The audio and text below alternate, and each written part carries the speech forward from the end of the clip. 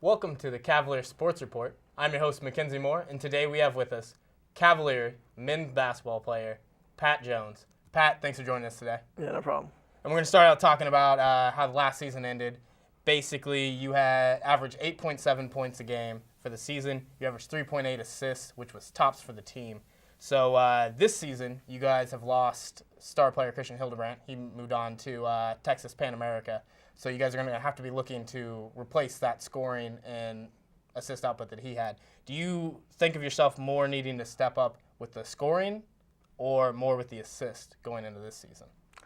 Yeah, losing Christian is a big loss. He's a great shooter. But I'm going to replace taking his shots this year, and hopefully one of our new point guards will pull up where the assists where I was leading the assists last year. Hopefully they can step up their assist game and get our guys open shots. All right. Which players right now are you thinking is going to take over for that the team? Well, last year, Arvon, he didn't really play because he was injured the whole year. But he's returning, so hopefully he'll be healthy this year, and he'll step up being a point guard, because I had to be a point guard last year when really I was more like a shooting guard. And we got a new freshman, Marcon Cheney. He'll also be a good impact on the court. Okay.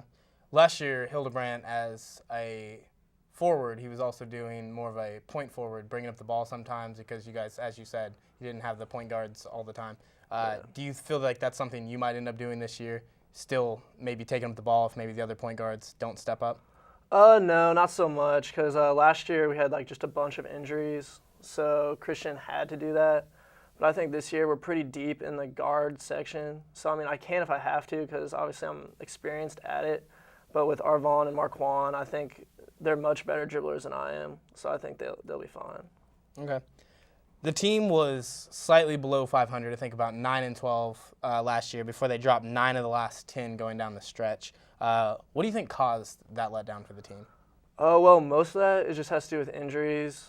I mean, by second semester, we had about 7 or 8 man rotation, but really, it was just too much for all of us to practice, because we were practicing. We only had 7 guys practicing, and we were just tired. I mean, and that's a lot of it. And then without having a true point guard, it was rough. But what do you think you took personally from that, or maybe the team took from that experience at the end of last season? Well, the people that are returning, I think we learned from it, because we don't want to go through that again. There's only 4 of us, and really only I was the one who got main playing time. So I think that we can bring a level of intensity to the younger guys that maybe the older guys last year didn't bring with us, so that we can start it off right this year. And as you said, you're one of 4 sophomores that are here on this team. Does that add more pressure to be a leader for this very young squad? Yeah, for sure. But it's pressure that we all want and that we accept, that we want to bring a winning attitude towards our season. We all want looks. We all want to go somewhere after this. And to do that, we have to play good. We have to be winning. Speaking of going on after this, do you have anything in mind for after this season, since you are a sophomore?